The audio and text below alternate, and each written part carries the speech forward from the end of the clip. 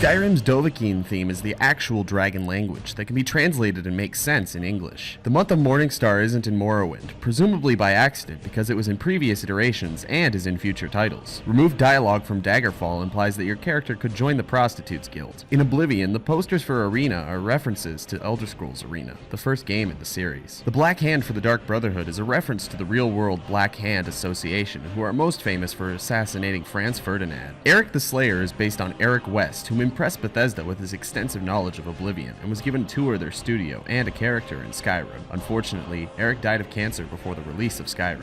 Draugr aren't gender specific and are randomly generated in Skyrim, which is why you can encounter a female with a beard. Absorbing a dragon soul in Skyrim can be seen from the world map. The quest A Night to Remember in Skyrim is a reference to the movie The Hangover, having the player retrace their steps to figure out what they did the night before. A PSP version of Oblivion was planned in 2007, but never saw the light of day. In Daggerfall, Queen Baron Xayah was portrayed incorrectly as a Breton. This was corrected when she appeared in Morrowind Tribunal expansion. Elder Scrolls Arena was originally intended to focus on arena battles, having your team go from town to town becoming the champion of each. In Morrowind, all of the writing on the Dwemer pipes is the word Wormgod in Dwemera's script. Wormgod is the nickname of Gary Noonan, one of Bethesda's developers. Arena is the only game where all of Tamriel is explorable. The Mind of Madness quest in Skyrim draws many parallels to Alice in Wonderland, including a Wabbajock being referenced to the poem Jabberwocky. If the player uses console commands and disables certain collisions, they can fly far enough south to see a placeholder Cyrodiil with the Imperial White Gold Tower untextured. Mercer Frey from Skyrim's Thief Guild and Garrus from Thief are both voiced by Stephen Russell. Oblivion's main theme was used in a Korean propaganda video. The statue in Chorrol is a rendition of Pieta, one of Michelangelo's works. Uriel Septim references Julius Caesar by saying quotes from the play before he dies. Arena is the largest Elder Scroll games, having a randomly generated terrain. Southeast of Bravel in Oblivion, there's a bridge with a dead troll and a suicide note under it. In Morrowind, the Ash vampire Dogoth Endis is actually quite polite if the player casts Calm on him right before the fight. He offers the player some Dagoth brandy and allows you to strike the first blow. It's possible to keep the boots of Springhill Jack at the end of the Thieves Guild questline in Oblivion if the player has a high enough agility and or health to survive the scripted fall. Oddfred Whitelip will predict the plot of Oblivion if the player finishes the Sad Seer quest after the main quest of Morrowind. There's an unused audio file for the intro speech of Morrowind read by a wood elf. There's an area in the Grazelands of Morrowind where the creatures spawn twice their usual size. There's an item in Morrowind called Fat Loot, which is a play on Fat Loot, a commonly used term in MMORPGs at the time. In the Spanish translation of Oblivion, the term to train, as in level up, was interpreted as the means of transportation, causing lots of confusion. A feature was removed from Skyrim where if you killed an important NPC, their ghost would follow a member of their family. In the Swindler's Den, there's an apple on top of the practice dummy, in reference to William Tell, who was forced to shoot an apple off his son's head. The armbands of the dragon armor in Skyrim read Jonah Loeb in Dragon, in reference to Jonah Loeb, the lead artist behind Skyrim. Bethesda was offered a deal to make a game based on George R.R. Martin's A Song of Ice and Fire, but they declined and put their efforts into Skyrim. Choros were originally going to be mounts for Falmer. There's an unused area and NPCs for a Windhelm arena, implying that Skyrim would have some sort of gladiator questline. As stated in a previous Fast Facts, Charles Martinet, the voice of Mario, is also the voice of Parthenax. There's a reference to The Empire Strikes Back in Skyrim. In Bleak Coast Cave, there's a skeleton hanging from the ceiling with a steel greatsword of weariness underneath it. In Endin's house in Markarth, there's an arrangement of food set up to look like Pac-Man. Skyrim's Dragonborn DLC has many tracks used in Morrowind, which is fitting due to the DLC taking place in Solstheim. The famous Arrow to the Knee line is reference to Skyrim being the first Elder Scroll to not have greaves, or knee armor. During the night in Skyrim, there's a small chance you'll encounter the Headless Horseman in reference to Sleepy Hollow.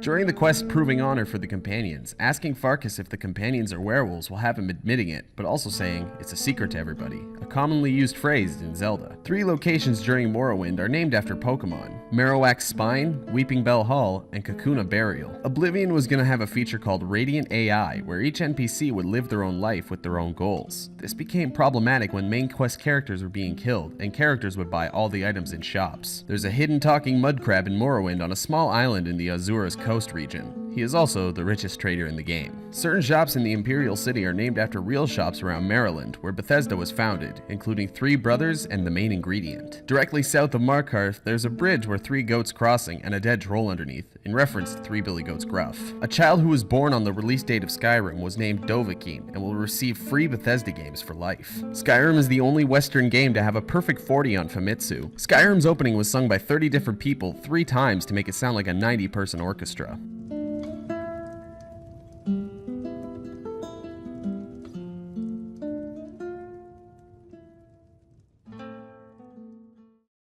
Hey there, I hope you enjoyed another 50 Fast Facts. If you're new, then why not check out the Fast Facts playlist? It's got everything from Sonic to Dragon Ball. And if you feel like sticking around, then why not hit that subscribe button and be up to date on all things Neb? What should I cover next? Let me know down below. Alright, thanks for watching.